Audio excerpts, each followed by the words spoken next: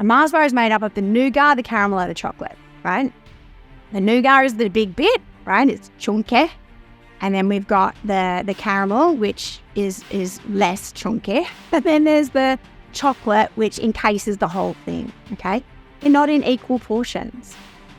But when you take a bite, it's like a symphony in your mouth. So if you look at these elements of work, rest, and play, and understand that at any given time, they're going to be nougat, caramel, and chocolate, right? In different ratios. But they all need to be there to have that sort of symphony. How do you get 10,000 people to take a step to the left? What's behind the relentless mindset of a world champion? Why do teams of exceptional talent fail? How do you manage the pressure to perform? These are just some of the curious questions we will attempt to answer as we bring you world leaders, curious minds, exceptional talent, successful CEOs, and incredible human beings who know how to inspire great leaders and are inspiring great leaders themselves. I am Craig Johns, high performance leadership expert, international speaker, and CEO of Speakers Institute Corporate and World Sport Coach. This is the Inspiring Great Leaders podcast, where the ordinary don't belong.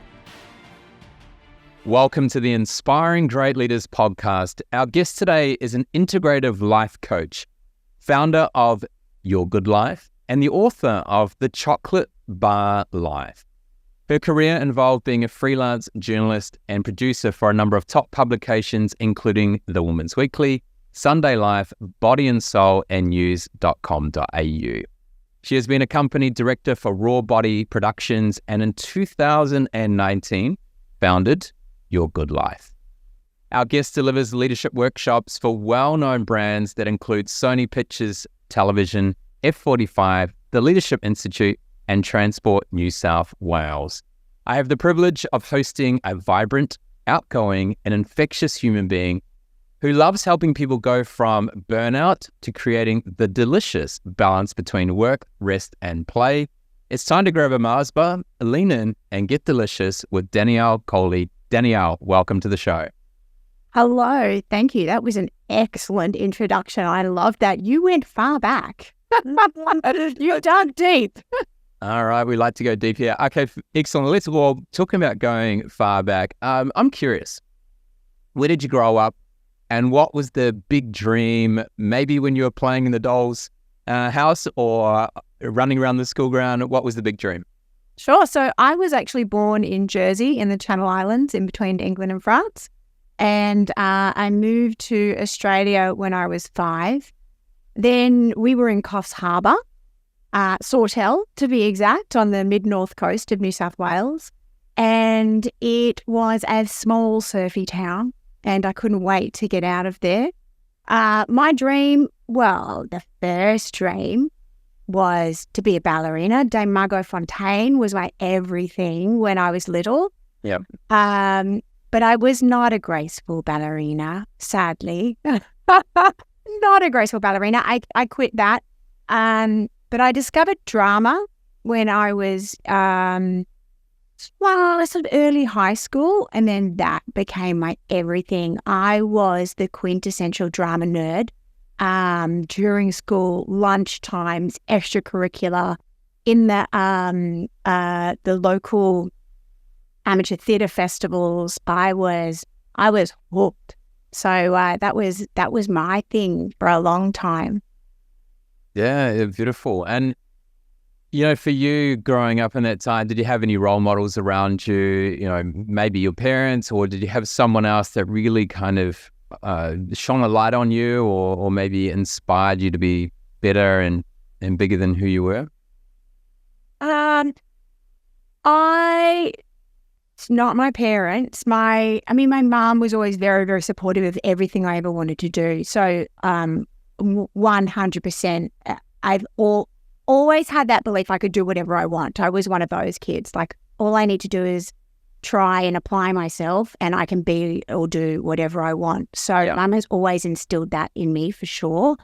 So much so that when I came home at 16 years old, hadn't even finished high school, and I said I wanted to move to Sydney to go to drama school, but I was so sad because I couldn't do that. It wasn't a practical move. My mum encouraged me to go for the audition and said, we can worry about the rest. If you get in, we can go from there. As for sort of mentors growing up, when you ask that, I had two sort of very specific teachers come to mind. Both of them were drama teachers. Mr. Henderson, he was amazing. He was a pretty loose and lax teacher, but an amazing guy who treated us like adults at a time where we were all sort of blossoming and burgeoning into who we were going to be when we grew up. So he was really great. And I had this other teacher, a drama teacher who was outside of school called Lynn Robertson. And she changed my life, undoubtedly. It wasn't just about drama. It was self-development. It was definitely my first foray into self-development, thinking about things differently, thinking about myself differently, exploring the world with a different lens. And she was also this like sort of amazing, almost therapist to us kids, because, as you're sort of hitting that year 9, year 10, year 11 kind of age, you pull away from your parents a little bit because you think that they know nothing.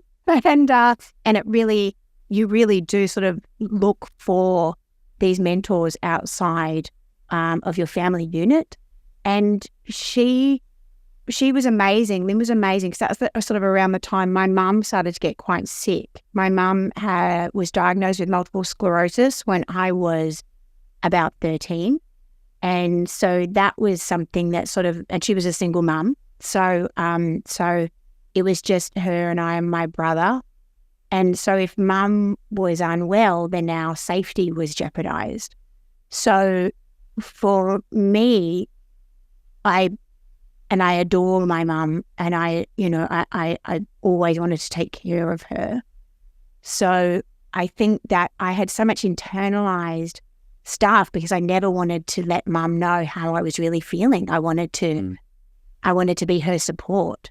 So through those drama lessons, sometimes we would have these sort of sessions where we could explore emotions that we couldn't talk about with the grown-ups in our lives. And that, if you think about it from a therapeutic standpoint, like, with the benefit of hindsight and the experience that I have now, I mean, that's profound. That's amazing, helping us to process these really big things in our teens that, I imagine a lot of kids don't have that opportunity to really sort of explore that stuff. And I think that's when we start getting really good at stuffing it down.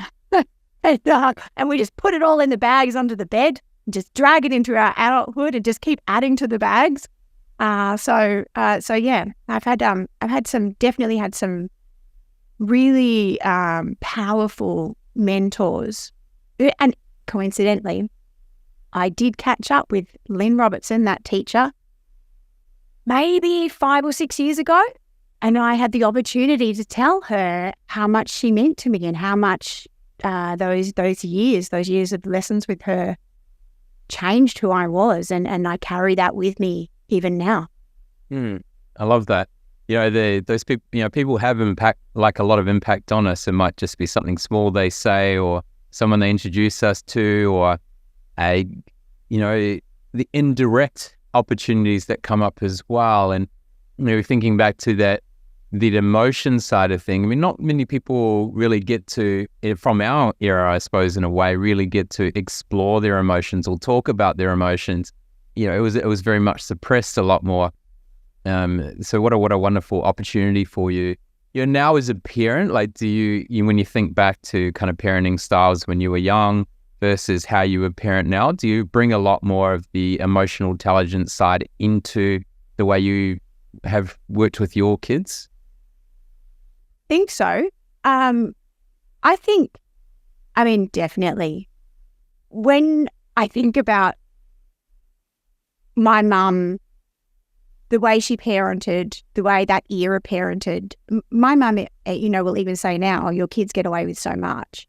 But I think that generally parenting has moved away from that sort of dictatorial parenting that it used to be, just do what I say. Certainly for me, I try to be a bit more, I guess, open to understanding what's going on for them rather than, with their behavior, what's happening underneath, rather than just trying to control, which I think is often a temptation as a parent. I am definitely one of those very empathetic parents, but my kids will often say to me, stop doing that thing. Stop trying to encourage me. Stop. I'll be like, hey, do you want to do a visualization? Hey, do you want to talk about feelings? And they're like, get away from me. Yeah, I made a point pretty early on that I wasn't going to coach my family. It's like too close to home. No, just be there, be a dad. That's it. Be a husband. Yes, it becomes, for me anyway, like it has become so much of, not necessarily, I wouldn't say my identity, but it's become so much, okay, here's what, the tools help me as a human, not just to be able to help other people.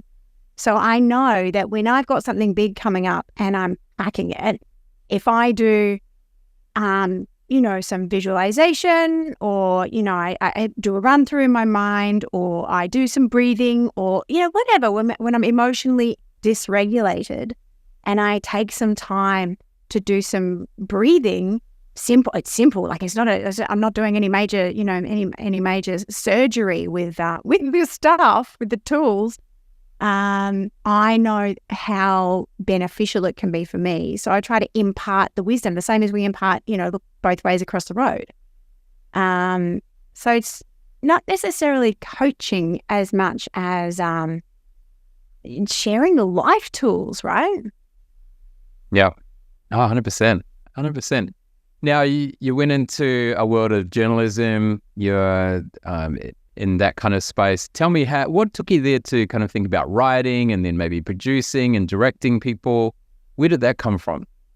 So you mentioned raw body production. So that's why I say you dug pretty hard. I did go to drama school. I did become an actor. And from there, I went into audio producing. So I used to work in a company that did high-end sort of advertising, sound, audio, jingles, all of that sort of stuff, voiceovers. So I did that for a few years, and then I moved into video production.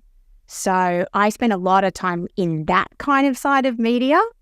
And then I had a child, and I knew that I didn't want to go back into video production. 16-hour days on your feet, it's irregular. So I needed to do something, and I didn't know what. So I planned on being a stay-at-home mum and just being really present with my kids for as long as I could. And just before I adore my kids, and I've always wanted to be a mum. It is definitely harder than I imagined it was ever going to be. And just before my second child was born, I remember being at a play date with two other mums, and I said, I'm dying. This is just so, I'm being sucked dry of all of my creative flair, any idea. It is like I'm just this sort of bot. And someone said, why don't you start a blog? So I didn't really know what a blog was. I had read one blog, but this is back when blogging was like a really big thing. It was sort of just as it was kind of blossoming. So I went home that day and I decided to start this blog, and I started like sort of parenting, cooking. I was a big foodie. So I started doing recipes, food photography, family, musings, just kind of whatever I wanted. It was a very free time, right? Because it was my blog. I could do whatever I liked. And I loved it. It really gave me a zing. And I really loved being able to be at home still with the kids, but be reaching a broader network than just the people that I would see as I was walking around the block trying to make a baby go to sleep. So I loved that. And then my marriage ended. So when my kids were, my daughter was almost 2 and my son was almost 4 when my marriage ended, and I was a stay-at-home mum with no money in the bank.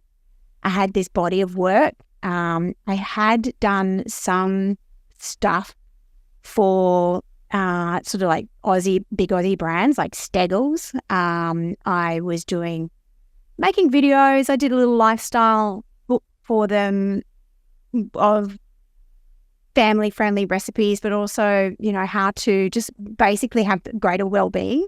Mm. And they put my little face on stickers on turkey in the freezer because they wanted to use the book to promote turkey products. Turkey was having a resurgence. So I was literally the turkey girl on the packets in the fridge. So I had like a modicum of success as a blogger, but certainly not enough to survive on. And so when my marriage ended, I was like, I needed to hustle. I needed to get some money pretty quickly. And I knew that my writing was going quite well. So I went and did like a quick how to write for magazines course and just started pitching to editors. So for me, that sort of segue into journalism was a bit of a fluke, a lot of hustle, a lot of chutzpah, and a lot of Grammarly, like it really was just a make or break kind of situation. And I was very fortunate. I know a lot of writers, burgeoning or not, but freelance writers who would have loved to have had the level of success. And, as a freelance writer, success is probably going to be measured by, are you surviving? And I was, I was making really good money, not the first year, and not the first year at all. And then the second year it doubled, and then the third year it doubled. And then I was like, well, this is a thing. But it took its toll. It really took its toll on me. And I think sort of that was the first time again. So as a single mum, working freelance, hustling to get all the ideas, having too much work, having not enough work, the roller coaster of it definitely took a toll on my mental health. Mm. Yeah. And so for you, did you find you're naturally very driven? Like, do you, when you go into a role, when you're doing something, even when you're doing drama, was it just natural for you to focus 100% on that and to really go for it and spend as much time? Was that deep inside of you? Yeah, absolutely. And, to a fault, have you ever done the saboteurs test, the Shirzad Shamin saboteurs test? I think Harvard professor, but his life work has been looking at the human saboteurs, right? So we do all these tests for our strengths and the personalities and stuff like that. And his is kind of to show us the blinkered areas. Mm. And it's really interesting, and I love doing it in workshops, and I love doing it with clients as well, because it's really interesting to find out the ways that we trip ourselves up often over and over again. And so there's things like being restless, hyperachiever, pleaser, stickler, and I think there's 7 of them, right? So when you look at your top 3, you can really see like these patterns that play out time and time again in your life. So for me, I was a hyperachiever, right? Which is really interesting because I always felt like I wasn't doing enough, and I always felt like I wasn't succeeding. So I had to push harder. So when I saw that I was a hyperachiever, and I was a perfect 10, like the Nadia Comaneci, right? Perfect 10 in hyperachieving. I was like, how can that be? Like, I've had a number of kind of not failed attempts, but a number of different careers that I've tried and never really cracked what I thought what success looked like. And how can I be this hyperachiever? Like, a hyperachiever is someone who is really successful, surely. Alas, I've realized that I actually am someone that can push myself to a fault.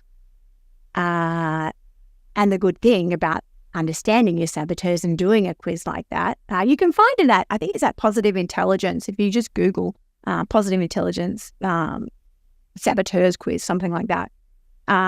Once you're aware of it, like, it's just data, right? All of those things are just data. When you're aware of your strengths, then you can lean into them. When you're aware of your saboteurs, you can ask yourself, is this that coming up, right? Yeah, my other one was pleaser and controller, right? Yeah, they come up. So definitely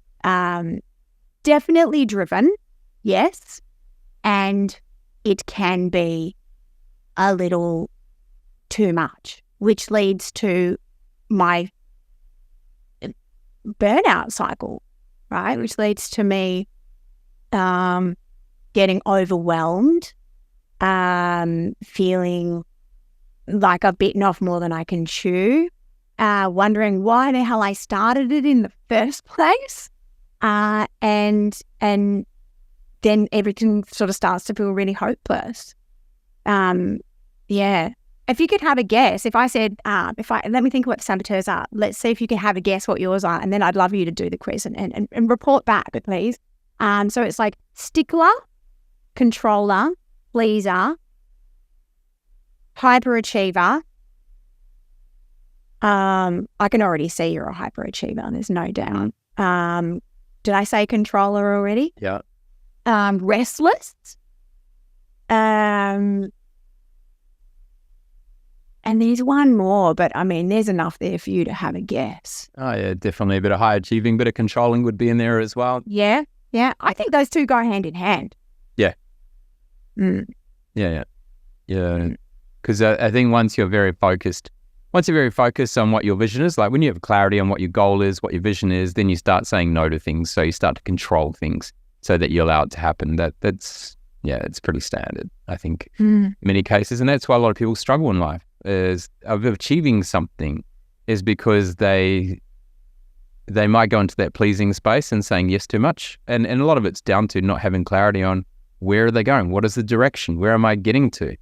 And that's why when you say, let's look at an athlete. Say there's a 10-year-old swimmer right now and their vision is a gold medal standing on the dais at the 2032 Brisbane Olympics. Right, really clear what they want to achieve. So what they will do now is they'll start saying no to lollies, no to chocolate, no to ice cream, no to play dates, no to girlfriends or boyfriends or friends. Not so much all friends, but they start saying no. And then obviously around that, then you need key people around you to make sure you don't become so insular and so focused that you remove everything that is also needed to keep you in a high performing mode, so to speak, to stay grounded and not get caught up in 24/7. This is everything I need to do. It's where the Mars bar comes into it. So the Mars bar is a Mars a day helps you Work, rest, and play. I can't believe you didn't sing it. You didn't leave me hanging, but you didn't sing it. Okay. How's All right, you don't want me to sing, right? That's definitely not one of my strengths. I really do want you to sing. My daughter loves my singing. That's That's maybe about it. Right. We're supportive here. We're very supportive here, Craig. It would have been fine no matter what came out. But I was at a time where I knew that my journalism career was unsustainable. I was very, very lost. I didn't know what I wanted to be doing next. And I had a conversation with someone who said to me, and I was so frazzled. I was crispy fried. The stress of it all, a mortgage, 2 kids, that sort of uncertainty. I hate uncertainty. Humans hate uncertainty. In this conversation, someone said to me, you need your life to be more like a Mars bar. You need to have the balance of work, rest, and play. Now, I filed that away somewhere for many, many years, and it wasn't until I started working in this sort of area of like sort of high-performing leaders and seeing the same things happening over and over again that I realized that a lot of people get really good at work and home, right? And if we take the example of the 10-year-old with the swimming goal, he would be great at school and swimming, right? And that's his 2 things. So in order to have like the balance that seems to be this totally elusive unicorn, it's about having this awareness of the Mars bar. So let me tell you, a Mars bar is made up of the nougat, the caramel, and the chocolate, right? The nougat is the big bit, right? It's chunky. And then we've got the caramel, which is less chunky. And then there's the chocolate, which encases the whole thing, okay? And not in equal portions. But when you take a bite, it's like a symphony in your mouth. So if you look at these elements of work, rest, and play, and understand that at any given time, they're going to be nougat, caramel, and chocolate, right? In different ratios. But they all need to be there to have that sort of symphony. So when so many of us are really focused on our work, then we look at rest. Rest is not sleeping, because that's like a basic biological human need. Like, it's got to happen. As you were saying before we jumped on, right? When you don't have rest, the wheels start to fall off. When you're not having proper sleep, the wheels start to fall off. So if we take that sleep factor out, what is rest? It's this restorative activity. And when we are so busy and so focused on our goals and so focused on what we're doing, we need to have these little moments throughout our day where we're just recalibrating our nervous system, just bringing it all back down to neutral as much as possible, so we don't end the day like a shaken can of Coke or something. And then the chocolate is play, right? We're busy. Adults are busy. We don't have time for lots and lots of play anymore, but it's an imperative part of our well-being. Fun, joy, pleasure, right? But not everyone, often adults, the busier we get, the less we think about play. And when I'm talking to my clients, sometimes I will say something like, what do you do for fun? And they're like, I don't know, go out for dinner with friends. I'm like, okay, cool. So you go out for dinner with friends, you get blasted, you eat loads, you wake up the next day feeling a bit crap. What else do you do for fun? They're like, I go to the gym. Gym's not fun, is it? I mean, feels good afterwards. We don't mind the endorphins. Nobody really some people surely really enjoy it. I personally, right, deadlift, not fun. Deadlifting is not fun. What about you? I've got a feeling you find it fun. Maybe not the gym, but there's certainly elements of physical activity that you find fun. The harder, the better, right? What about you? Not so much anymore. Like for me, I mean, exercise to me now is a lot more low key. I do it as a release. Really, it's kind of freeing my mind. I don't really do it to push hard or at this point in my life. Maybe I'll go back into that. I'm not sure. I did enough of it for many, many years. For me, it's just like I suppose it's a more a way of freeing my mind and a bit more maintenance while I get through a period of having young kid, right? And there's no point trying to push it there because stress is compounding. We all know that. So if you keep adding more stress to it, good and bad stress along the way, then, there's only so much the body will take. It likes stress, like it keeps us healthy to a certain extent. And then you can overload it too much. And then obviously it goes a different direction, which may not be as healthy. But yeah, no, for me, I don't mind going to the gym and pushing hard, but it's not a driver as it used to be. But it's not fun, right? It's still fun. I wouldn't do it. I'd never do anything unless it was fun. That's a philosophy I've always had. If you either love it or we don't do it. Yeah. So for me, you said the word before. You said maintenance. For me, it's maintenance. Exercise is maintenance. I know that, as a woman heading to my 50s, I know that lifting weights is really important for my bone health. I know that being strong helps me to beat my 14-year-old son in push-up competitions, which is very important.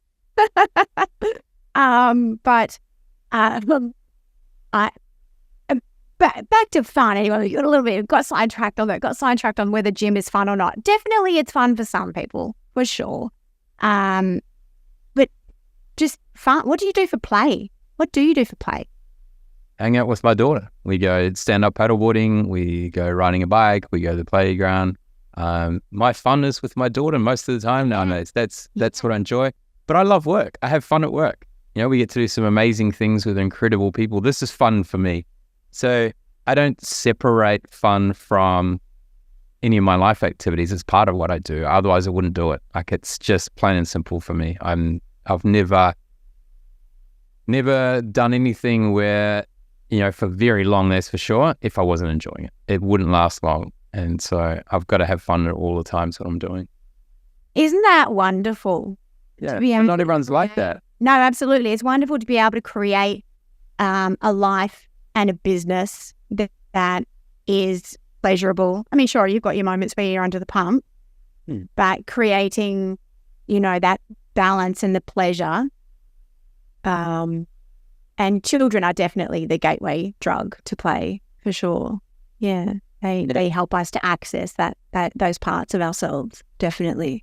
Well, they access the range and tone and the of what we bring, right? Like when we can get very serious in work and we can kind of stand this small range of where we sit, but then when you've got kids, you don't exactly go to your kid, "Hi, adult, you did very well today." Like, you're not going to stay in that space, right? You're going to be, "Hi, adult, you're amazing, high five." Like so it brings out a lot more for you. I think it keeps you young. I think having kids, I think it's so important. I think sometimes we can just get too adulty in a way. Most definitely. Responsibility eats our fun selves, right? Most definitely. What is irresponsible though? Yeah. Well, I think, we kind of get sort of bogged down in bills, the day-to-day grind. I mean, my kids now are 12 and 14, right? So we've got the day-to-day grind, after-school activities, lunch boxes, washing socks, all of that sort of stuff. That sort of stuff that we do on repeat over and over, that is the responsibility. And it's inevitable, right? It's the daily hump. So it's about, I think, finding ways to supplement the life with fun and play that is just for you. I think, it's great to do it with your kids. I always encourage people to find something that is just for them, because you are more than just your work or your family. You are still like this whole human without that. So finding something that is just pleasurable just for you it's like I want to say a treat, but it's not even. It's it's a right. It's something that is really important, I think, so that we maintain our identities as us, and then we can bring that into the rest of our lives. I took up painting in COVID, and I was pretty bad at first. I mean, still, I have the messy middle, which is the creative process. But it is something that when I don't make time to do it, and life comes for me, right? So when I don't make time to do it, I really start to pine for it. I yearn for it. Just that time with just myself, the paint, maybe music, maybe not, and just immerse myself in that flow. And that flow state is ultimately what we're looking for when we're playing, Man, it's good. I love a bit of play. So, you had this Mars bar moment, and you talk about, going through, trying to work through burnout, etc. For you, when you now work with other people, obviously, people, and I think sometimes burnout is an overused term. I think it's sometimes self-misdiagnosed a lot. And really understanding what is burnout, but then when you're working with them, how easy is it for you to implement this, work, rest, and play? Well, I don't implement it, right? I lead the horses to water, and then ultimately, people need to make the decision themselves that life doesn't feel good to live, right? I have this, really deep belief that life isn't meant to be this Groundhog Day or this constant striving, hustling, stressing. It's meant to feel good, right? So if you've created a life that feels like you're trapped or like you're stuck or you can't make any decisions that you want because all of your responsibilities are holding you there, like that just feels so constricting and tough. So what was the question? How do I help people to implement it? Yeah. How hard is it to recognize when someone needs to? All right, let's do both. Okay, so recognizing when someone needs to. So for me, one of the biggest things that people will say to me when they first come to me is that they feel really stuck. But I hear that a lot. Or they feel disengaged. Or like there's like no way out. So it doesn't matter how successful, how high achieving, how much money they have, how much status they have, there comes sort of this element or time where it just feels like it's eaten them, they've been consumed by their life or by their job or whatever. So I think, when we're looking at what burnout, what it is or what it feels like, it's, we're looking at those sort of three elements of when you've cared for something too much for too long. So you have almost that depletion of care. Like it's almost like when you're at full throttle all the time trying to solve all of the problems, and then it's not sustainable to stay at that level of caring when there's not enough change happening. Then there's that feeling like there's like no light at the end of the tunnel, like it's just endless and I'm trapped, like this is just going to go on forever. And also there's the disengagement, so feeling like you can't they call it depersonalization, but it's disengaging. It's just it feels like it's just too big and you can't do it. I was actually listening to your other podcast with I wrote it down so I didn't forget his name and then probably forgot it. Andy Brown, the emotional overdraft. I loved that term so much. He actually said in that podcast that burnout was the old thing and now it's overwhelm. Everyone's talking about overwhelm. And he's right. He's right to an extent. I think, and this is just my opinion, that overwhelm is more palatable for people to talk about. And then burnout is what happens is when you stay in that state of overwhelm for too long. Like if you're overwhelmed for a day, you're like, oh, that was a hard day. Or if you're overwhelmed for a week, you're like, whew, that was a tough week. Thank God it's the weekend. If you're overwhelmed, like for a really long, like a prolonged period, if you think about what's happening sort of emotionally, energetically, physically. You got your cortisol and your adrenals are just on all the time. It's just not sustainable. So I think that's when we reach this point of just the body starts to check out, the mind starts to check out. And it happens in various different ways. Right. So when it comes to helping people to recognize when they're there, I think it's having to get really honest about how your life actually feels. Does it feel good? Does it feel like you've created a cage for yourself? Do you feel like you have freedom to make big or small changes? Do you feel like you have time to take care of yourself? Like, we look at what success is, or holistic success, I like to call it, whole life success. As a society, we've become very attached to success as the bucks or the status. So being able to look at a successful life in a more sort of holistic view of, do you have time to go to the gym? Do you have time to go and see your kid at assembly, right? If you're into that, or, do you have time to go and see a therapist if you need to, or go and get your physiotherapist to look at the parts of you that hurt, or do you just keep pushing through?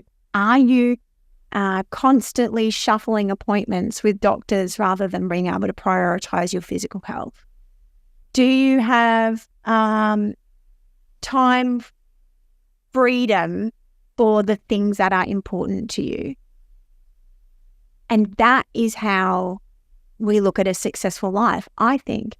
And time freedom doesn't have to be the laptop lifestyle that I can do what I want when I want. I mean, it's just about, do you have flexibility? Do you feel like you have flexibility? Because I think I saw a stat the other day that said, well, I think 55%, I thought I wrote it down, maybe I didn't, 55% of businesses are not set up for employee well-being. So that means that they're not having the conversations to find out how people are going. They're not looking at that sort of flexibility.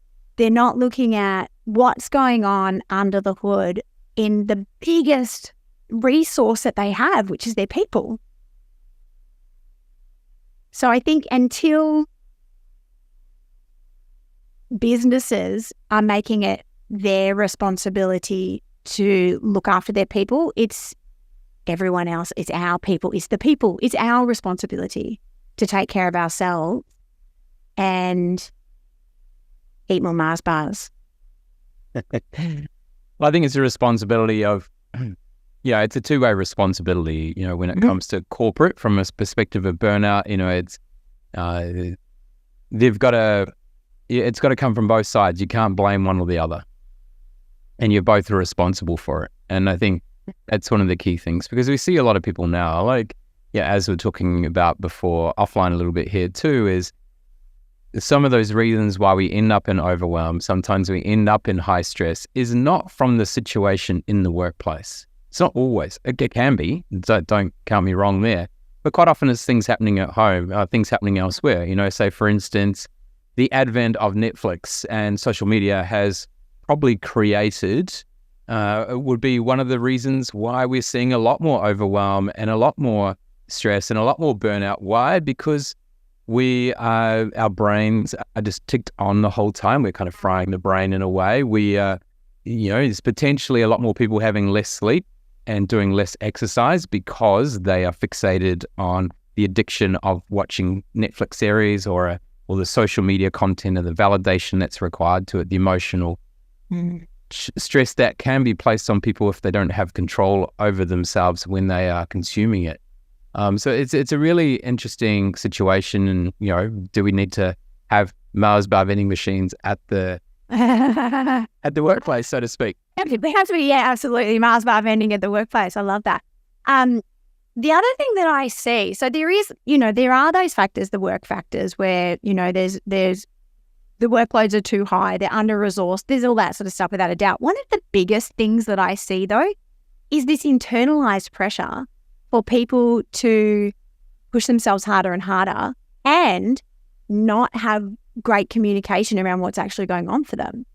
So for some people, I'm finding that rather than saying my workload is actually not sustainable at this moment for whatever reason, or I've got all of this on my plate and I need to help to prioritize, rather than having these conversations, they are running themselves to the ground because they don't want to look like they're failing or weak or, any of these things that we believe that sort of vulnerability makes us out to be.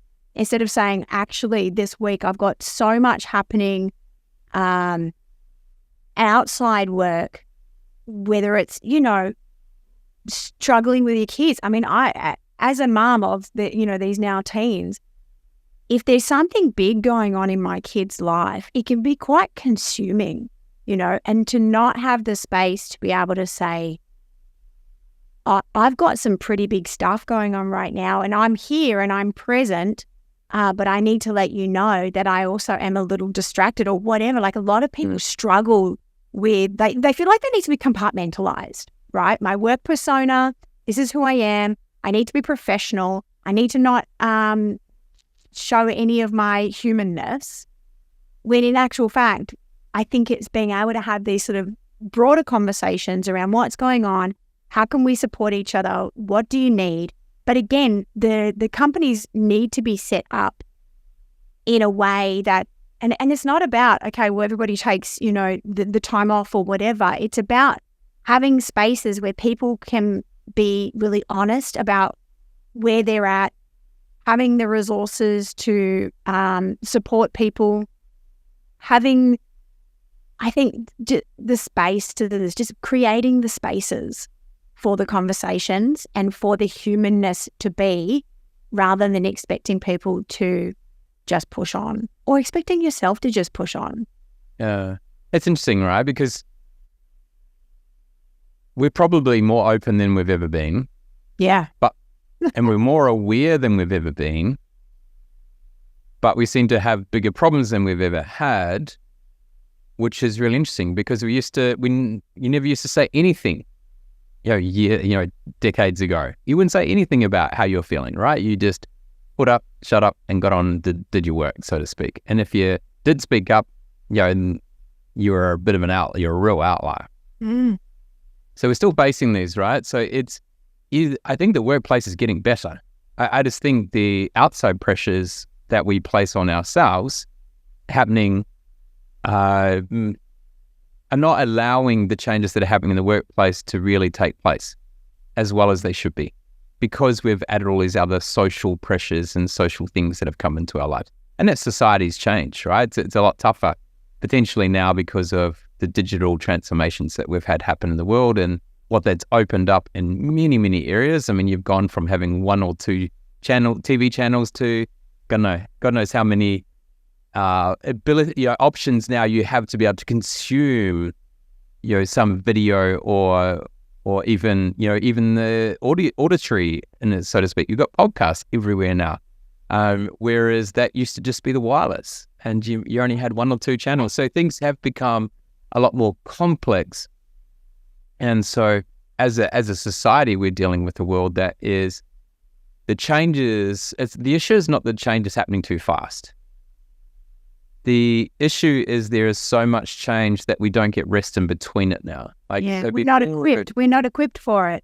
We used to have the waves, right? You'd have waves of change and you'd have lulls, whereas now it's turbulence. It's not waves anymore. It's turbulence. It's like river rapids where you're trying to get your head up for a breath and then you've kind of pulled down. You're trying to get up, and it's just constantly going, which is a bit of a shift that our bodies have taken because of the fantastic, spectacular device in our pocket, which I'm not going to blaspheme against because I love it so much. But we're constantly multitasking as well. I think that it's so important to have that downtime for your brain.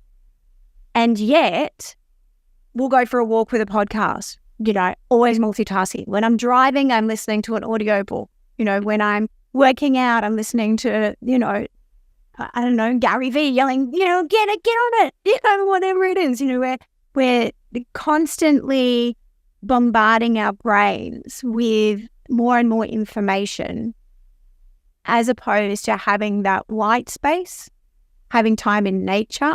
I was listening to something the other day, and they were saying how humans, our vibration is calibrated more with nature, right? Because we are a part of nature. And then when we're in the city, the way that cities are calibrated, the vibration in the city, all of the electricity, all of the electromagnetic blah blahs, all of the everything, and how that disrupts our systems. And when we then take time in nature, right? I know any time, because I lived in the city for many, many years, and anytime I'd get an hour out of Sydney, I'd be like, oh, feels great out here. Like, I should get away more often. I just feel, more like myself, and it's more spacious, and I can breathe better, and I think that for all of us, a lot of the antidote to our busyness is time in nature and time, white space, quiet time. So it's terrifying, of course, because then you're just left with your thoughts, and oh my God, it's a circus in there. So how do we know if we need just like a little fun size a Mars bar, or we need those double packs, or we need the whole, just like a whole bag of them, right? Like literally a big bag from Costco of Mars bars. How can we determine that? Like, do you have a tool that people can understand where they're at a little bit better? Yeah, I do actually. I've got a quiz, which is a tool that I use with my clients and around and about, just to give people an idea of how they're going. I think also, just as a way to just check in with yourself is the simple stuff. How are you sleeping? What is your social media usage like? How is your nutrition? How is just simple stuff? Are you drinking enough water? But just checking in with yourself. Am I doing the things? Am I making the time for the things that I know make me operate optimally as a human? Yeah. But as for the brain stuff, I think checking your stress levels. How is my nervous system? How jumpy am I? How light am I sleeping? How much am I thinking about work in my downtime? Asking yourself some questions. I think getting off the treadmill long enough to ask some questions about how am I really doing? Because we get so stuck in that routine and the Groundhog Day that we forget to ask the questions. Am I really enjoying this? Am I still getting zing from my work? Is this relationship giving me what I need? We have to have these check-ins regularly and make the changes accordingly in the areas that, are fulfilling or satisfying or delicious. Delicious. Speaking of the Mars bars, I'm about to have 400 of them delivered. I had a chat with Mars about all of the things, because I'm talking about Mars bars quite a lot. And they said that they would send some product for my launches and stuff, which is so exciting. I just can't wait to see my kids when the delivery truck comes. And that's fascinating. And at the time of this recording too, you're coming up in the next few weeks, you're launching the book, The Chocolate Bar Life. So by the time you listen to this, it will have been launched. And so, if you could summarize in 60 seconds, what are they going to get out of this book? What can people learn? Why is it something that every person needs, the chocolate bar life in their life? I think understanding what a successful life looks like and what your drivers are for your success is really important. And then being able to reassess to see if your life is actually delicious to live. Then working out also what is the balance that makes your life good. It's not about burning your entire life. You don't have to run away, quit your job, move to the sticks. You can implement small changes into your busy life as it is right now to make your life more delicious to live. And it's also full of, stories of my life. So why learn from your own mistakes if you can learn from mine, right? Beautiful. I love that. We all know smart people have great answers, but the most successful people ask great questions. When was the last time you did something for the first time? 2 weeks ago, I went on an Indigenous healing retreat on country out in the East Macdonald and West Macdonald ranges. And I picked a rata, I think it's called, with this renta woman. And she showed us how to make this bush medicine. And we stood around and we held hands and she sang. And it was goosebump worthy. And that is the first time that I've done that. Outstanding. I love it. I love it. Very good. What is the one question that you would love to solve? Do you know what? I labored over this one and I asked my husband and he was like, if he had a question, he would ask, why can't I use Excel? Right? And I was like, good one. Numb nuts. And then I asked my daughter and she was like, what did she say? Why won't my mum buy me all the books I want? And then I asked my mum and she was like, why are you going on a podcast? And I was like, I'm going to go and talk about my book. And she said, all right. And she said, well, how do I know what question you want? I was like, no, I'm just asking you what question you want. And the question that came out from all of this is, why do the people I love the most, why do I get the most impatient and frustrated with the people I love the most? Oh, great question. I'm not going to even try to start to answer that one. For you, what is an inspiring great leader and who is a great example of this for you? There's a few that I love. And to answer this question, I'm going to talk to you about my dinner party. I've got this fantasy dinner party idea. And if anybody is listening that has access to get me these dinner party guests, it'll be a potluck. It's going to be great fun. I would like to get in the room Richard Branson, because he is a maverick and he's maintained his curiosity and kindness and his coolness. Brené Brown, because she's awesome. Elizabeth Gilbert, because she's a leader in the arena of love. She's doing really cool things with her Letters from Love movement and helping people to really get in touch with these beautiful soft parts of themselves. And then Dave Chappelle, right? Because he is a leader in the comedy field, right? The way he's a thought leader, I think, Dave Chappelle, and the way that he tells a story to get an idea across is awesome. So I think if we threw, a dinner party with those guys, we would solve some good stuff, but laugh our asses off while we did it. Beautiful. It's been a fascinating conversation. I thoroughly enjoyed our time today, Danielle.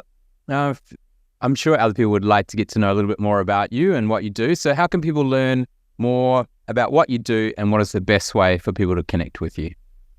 Yeah, sure. Head on over to daniellecolley.com.au. You can learn about my work. There's a page for my book there. There's all of the different things. You can also find me on Instagram, where I'm always hanging out when I'm not trying to stay off social media. So that's at I am Danielle Colley. And feel free to get in touch because I'm always up for a conversation. Beautiful. We'll pop those links in the show notes and make sure you can find them easily. It's been an absolute pleasure speaking with you today, Danielle. I love hearing about your early days growing up and your fascination with the drama there, and being able to share how you're able to explore your emotions, to finding yourself in kind of the media area as a journalist, as an actor, a producer, director along the way, in not only, I suppose, on stage, but in print, but also with video and audio as well along the way, to now where you are, you've got your own business, you are making a difference, you're helping people to ensure that they can work, rest, and play, just like the Mars bar. And I really love what you're doing with your new book, The Chocolate Bar Life, as you launch that out into the world, and I'm sure you're going to make a huge impact for that. So thank you very much. I've thoroughly enjoyed it and look forward to continuing the conversation. Likewise. Thank you so much for having me, Craig. It's time for you to join the Inspiring Great Leaders movement by visiting craigjohns.com.au. Share this podcast on LinkedIn and be sure to hashtag Inspiring Great Leaders. We would love it if you could leave a review on Apple Podcasts or Spotify. Drop us a line with your feedback and questions and connect with us on the Craig Johns LinkedIn, Facebook and Instagram pages. Be sure to check out the next Inspiring Great Leaders podcast, where the ordinary don't belong.